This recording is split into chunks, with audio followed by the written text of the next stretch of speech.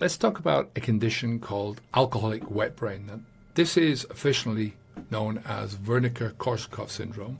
It's a serious condition, but it's often reversible, depending on the level of damage.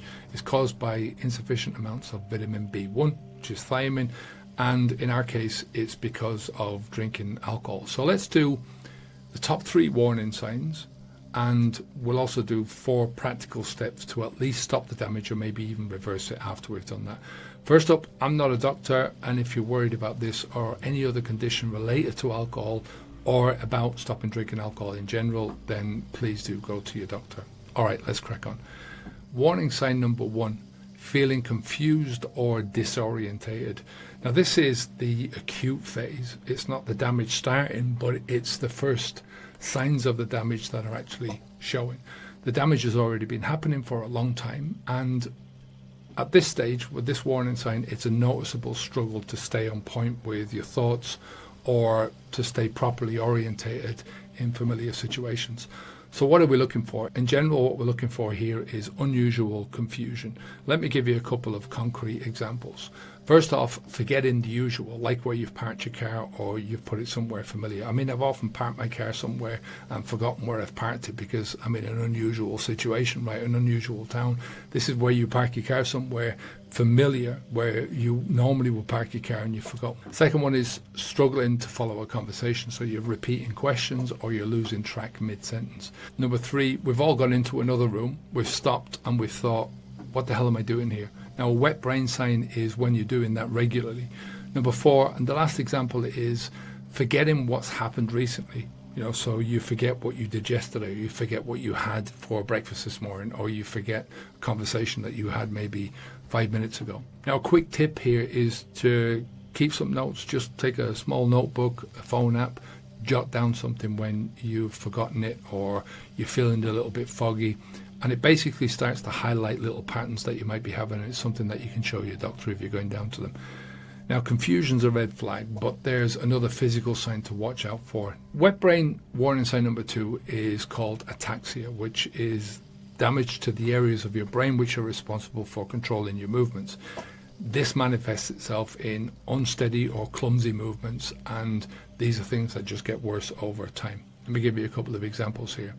The first one is stumbling or just being unsteady, like you're drunk, but you're not actually drunk, you're sober. When you're walking, tripping over nothing, you're having to hold onto walls to steady yourself, that kind of thing. Number 2 is dropping stuff, so you pick up a drink and you're spilling the drink because your hands are shaking or you're misjudging picking up a cup or a glass. Number 3 are problems with simple tasks. Again, because of you've got unsteady hands, maybe unbuttoning your shirt, tying your shoelaces, writing, you've just got problems with those kind of things. And again, these are not isolated incidents, but when this stuff becomes routine, that's when it's a problem. So here's a simple test that you can try for yourself.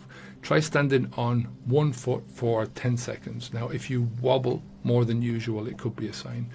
That's symptom number 2, coordination problems. So let's look at our final warning sign before moving on to some of the things that we can do to address this. Warning sign number 3, vision changes or eye movement issues. Now, this warning sign's caused by alcohol damage in those areas of your brain which are responsible for your eye operations, the way eye movements, all that kind of stuff. This was something that I thought I had, and it really did scare the shit out of me. Here's what to watch out for. Number 1 is any specific dodgy happenings with how your eyes move or how you see, maybe double vision. I'm not talking about when you're hammered, but under normal circumstances. Another one is twitching or jerky, either up and down or side to side movements. Last one is you're having problems keeping your eye focused on something when you're tracking something. For example, if you're trying to focus on something with your eyes, but either your eyes won't lock onto it or it keeps losing sight of it. A car's going across your sight, you're trying to follow the car, but your eyes keep losing sight of that. A quick tip here is to keep an eye on these things, right? Pun intended. Note them down in your journal, look for patterns and sequences, and again, you have something that you can share with your doctor. Now, my own episode that freaked me out was actually a couple of months after I stopped drinking alcohol, and I always read before I go to sleep, and took out my book this day and I was reading it away, and suddenly everything blurred in the middle. So everything was clear around, I could see in my peripheral vision, except for a small little pea-sized spot at the center, which was completely out of focus. Needless to say, I couldn't read, and yeah, it really freaked me out. I went to sleep, woke up the next morning with everything back to normal, and it never happened again. Go figure. Let's move on. Remember that these symptoms, they're wet brain showing its face for the first time, right? These are the acute symptoms. They're not the start of the damage itself. Every time you put alcohol into your mouth, it gets into your brain, and there's a little bit more destruction, and that damage accumulates over time. So what can you do to stop wet brain in its tracks or even reverse it? Step number 1, stop drinking alcohol completely. This is the first thing, right? All alcohol damage is user caused, right? You are the one that puts it into your mouth. If you don't get any into your body, it ain't going to do you any damage. So if you want to guarantee at least of no more harm, stop putting this stuff into your mouth. If you don't do this, then nothing else is going to work. Now, I don't want to give you a how-to here, because this is all frame of mind. You just do one thing. You either stop doing this stuff or you don't. And I'll just talk about a few little things here. First thing is, again, real talk. You either stop or you don't, and it's simple. Forget moderation, it's just slowing down the damage, right? It's not speeding up the recovery, it's slowing down the damage, and the recovery won't happen. Number 2, anyone can do this. Forget all the bullshit, keep it simple, don't put the alcohol in your mouth, and you've stopped drinking alcohol. Number 3, the battle is not with the alcohol. The alcohol is just a liquid in a bottle, and it will not harm you ever until you pick it up and you put it into your mouth. So the fight is always up here in your head. That's where the battle is.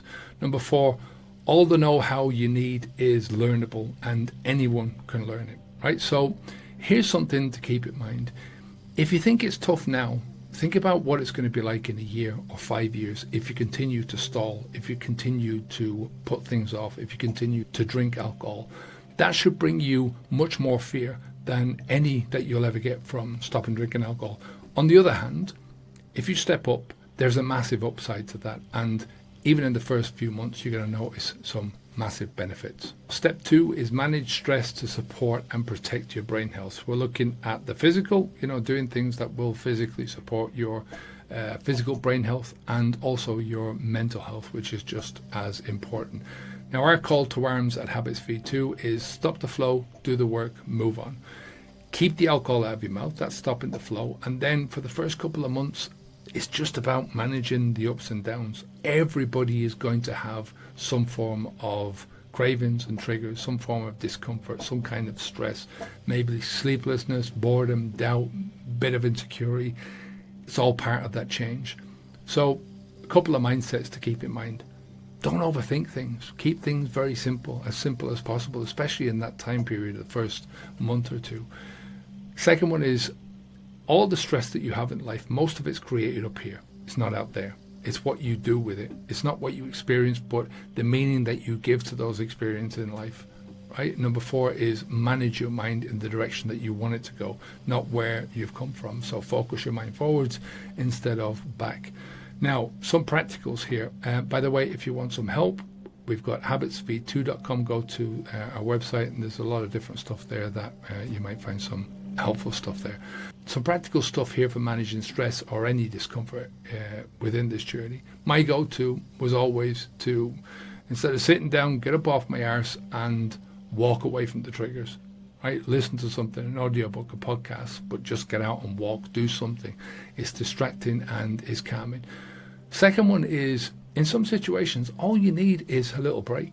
Just sit down, take a few deep breaths, and that's going to be enough. Close your eyes. Inhale for 4 seconds, hold for 7 seconds, exhale for 8 seconds, and repeat that 5 times. You'll find that it just gives you enough relaxation, gives you enough calmness to move on. Number 3, focus on the things that you're grateful for. Focus on the positives in your life. Just 3 things. It directs your mind to the positive and away from the negative. Now, I do this, I've been doing this for a long time now. Every night before I go to sleep, I think about 3 things that I'm grateful for. And whenever I need a little mental boost, I just think of 3 things that I'm appreciative of in my life, right? Big or small, they don't have to be huge things, just 3 things that point you. And it kind of maybe puts a smile on your face, and that's all you need.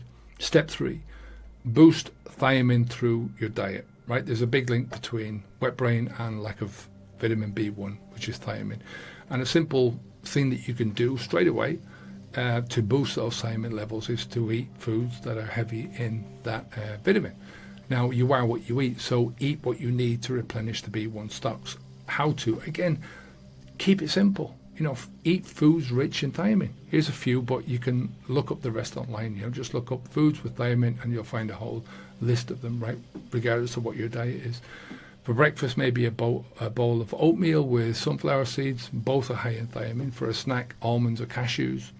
Steamed spinach or broccoli for lunch or dinner. And if you like a sandwich, whole grain bread, lean turkey or chicken. All right, let's pull it all together in step 4, which is making it stick.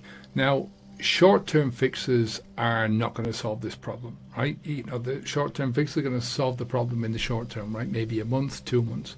Momentum is the key to getting you moving forwards, and then we're talking about building habits. So focus on convincing that monkey brain in the short term. Deal with the emotions. The stronger you get, the easier it becomes to deal with anything that comes along. Never focus on the alcohol, right? Never focus on the alcohol. Now, let's look at a couple of mindsets first. Number 1, building good habits is a really solid foundation, and all of these good habits that you build are going to drown out all the old bad habits. So they're never going to come back. If you build a strong enough foundation, the old habits will never come back. Number 2, figure out your primary focus, or the top 2 or 3 things that you want to do in your life, the top 2 or 3 focuses that you need. In my coaching, we focus on exercise, nutrition, sleep, hydration, filtering the information that you're allowing to come into your brain. We call that the vigorous cycle. Number 3, small steps. They're clear, they're specific, and they're steps that are moving you forwards that create momentum. Now, as a couple of practicals, number 1, start as you mean to go on. Build a quick morning routine into your life. I think it's one of the most important things that you can do, so you start the day well and it tends to continue the day pretty positively. Number 2, include a physical element in that. Mine's walking, so I get up, try and get out before sunrise. We do 5, maybe 6,000 steps, and it sets me up very nicely, thank you. And number 3, include a nutrition element in this.